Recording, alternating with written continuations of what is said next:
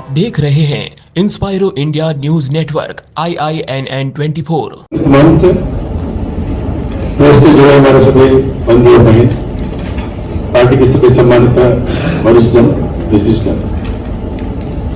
माननीय ताराचंद जी साहब ने संपूर्ण जानकारी आपको प्रदान कर दी है और 3-4 महीनों में जिस प्रकार के विकास का जो विजन उन्होंने बताया अभी, बहुत अच्छे काम हुए हैं और भविष्य में भी उदयपुर के नैसर्गिक सौंदर्य को लेकर जो सब बातें करते हैं, तो इसके नैसर्गिक सौंदर्य में चार चांद कैसे लगे, उदयपुर का पर्यावरण ठीक से जिस प्रकार से हो, हम क्या क्या प्रयास कर सकते हैं, ये मैं आपको विश्वास दिलाता हूं कि हमारे विधायक महोदय हमारी पार्टी से मिलकर इस शहर के विकास में, सर्वांगीण विकास में जो कुछ भी योजना बनी हमारी इधर रोडमैप बना है, रोडमैप के आधार पर हम इनको करने का प्रयास करेंगे। मैं विशेष तौर से काफी दिनों से हमारे यहाँ के कांग्रेस के प्रत्याशी ताराचंद जी मियां बार बार जो बातें कहते हैं, मैंने प्रशासन में जनता के साथ गुलाबी लाल में वो किया, जो भी अपने बड़े कर रहे हैं ठीक है। मैं सीधा सीधा पूछना चाहता हूं कि गहलोत सरकार में उदयपुर कलेक्टर के, उदयपुर के अंदर जो कलेक्टर रहे उनके किस प्रकार के कारनामे रहे, किस प्रकार से उन्होंने शहर के विकास में अपना योगदान दिया या व्यक्तिगत लोगों को लाभ देने का प्रयास किया। इस प्रकार से हमारी झीलें, हमारे पहाड़ और हमारे जल स्रोत, हमारी नदियां, इनके साथ आपने न्याय किया अथवा नहीं किया, अपनी आत्मा के अंदर जाकर देखना। और कुछ रसूखदार लोगों को भी जिस प्रकार से भूमि का आवंटन हुआ है, जिस प्रकार से आपने गैर खातेदारी से खातेदारी कर दी है जमीन है, एक बहुत बड़ा प्रश्न है। आपने नियमों के अनुसार किया होगा, लेकिन यदि किसी गरीब के साथ में काम करते हैं, जो भ्रष्टाचार के आरोप गहलोत सरकार पर लगे, उनके एजेंट के रूप में यहां के ताराचंद जी मीणा ने काम किया, मैं आपको दावे के साथ कह सकता हूं।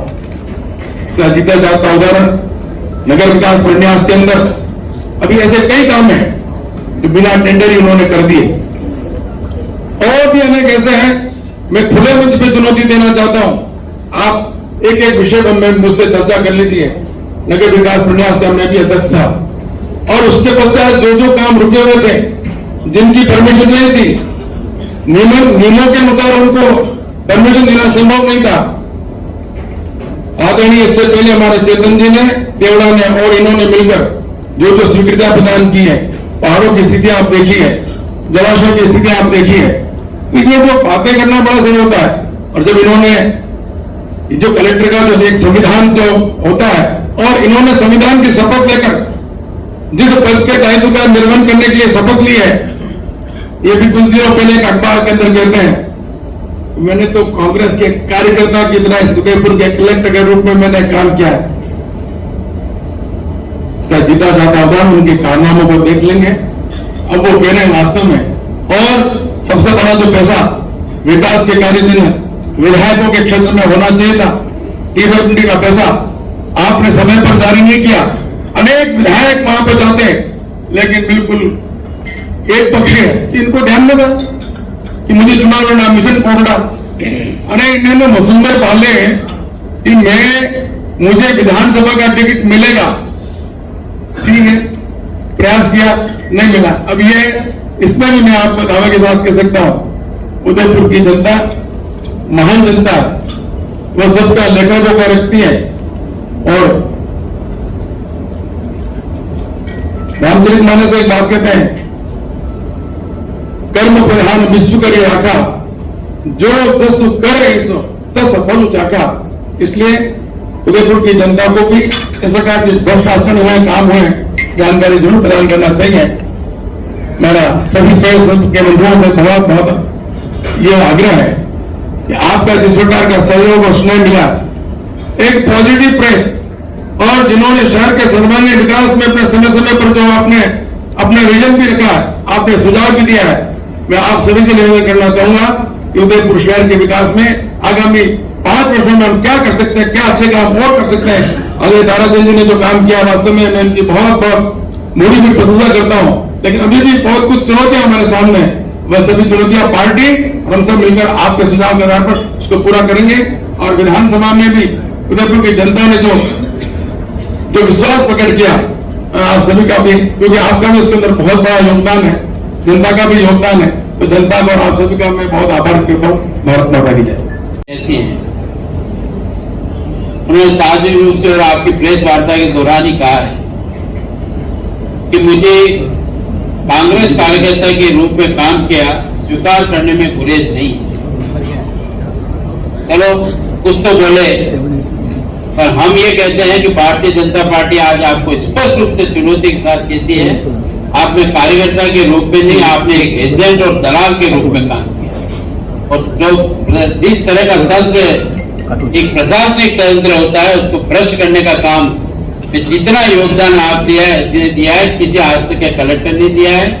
आचार संहिता का समय आएगा तो आपको पता लगेगा कि किस तरह से जनता के धन का अपव्यय आपने किया।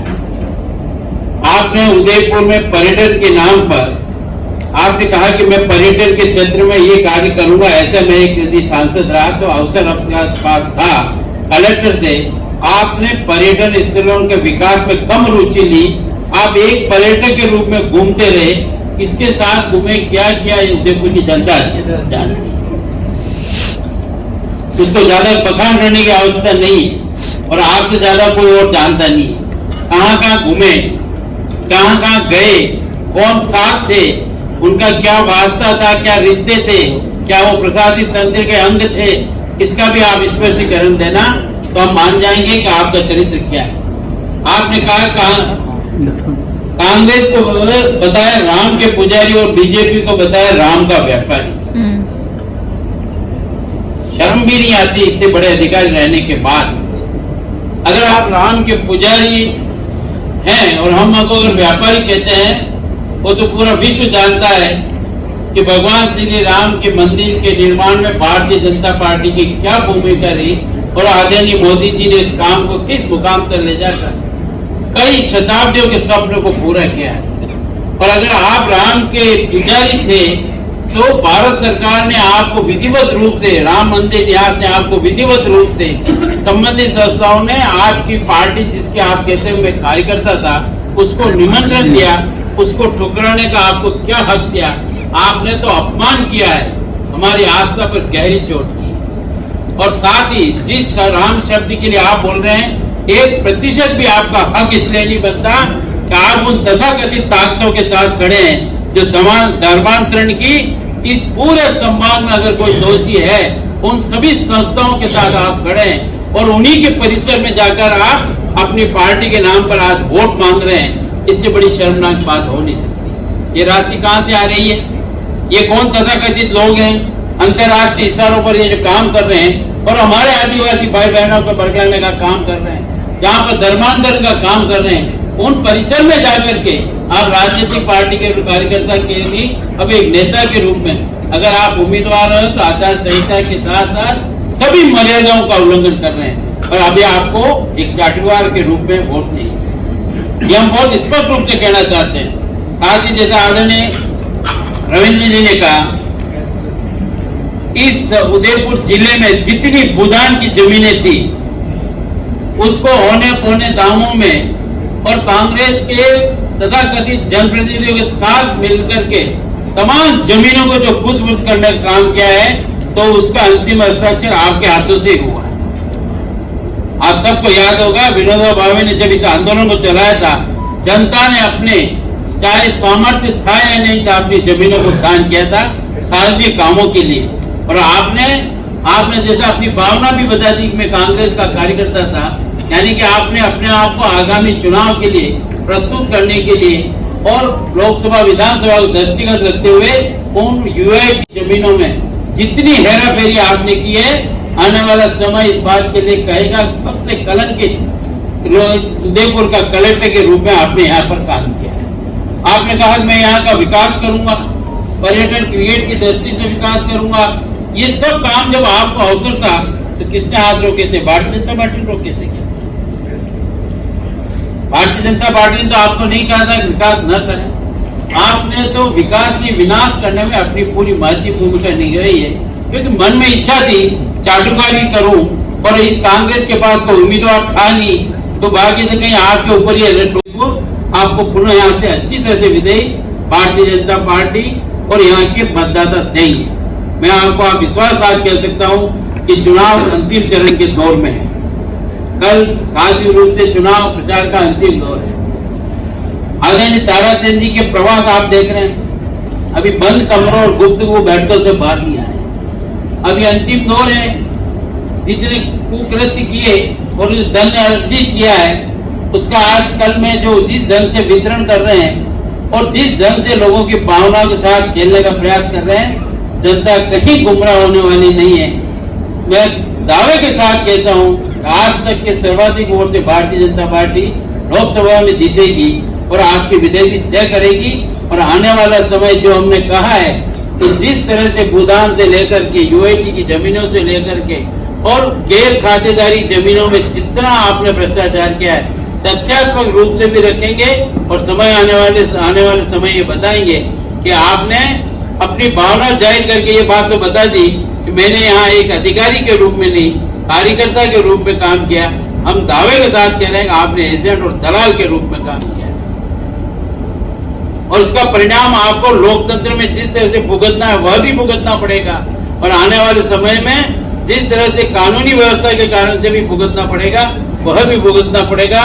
मैं विश्वास के साथ कह सकता हूं कि अभी तक जो हमारा भारतीय जनता पार्टी का कार्यकर्ता के साथ, नेताओं के साथ, जनप्रतिनिधियों के साथ जितना हमने जनसंपर्क किया है, 8 विधानसभाओं में हमारी स्थिति बहुत मजबूत है और मैं फिर कह रहा हूं कि पहले से अधिक मतों से हम जीतेंगे। यही आपसे निवेदन।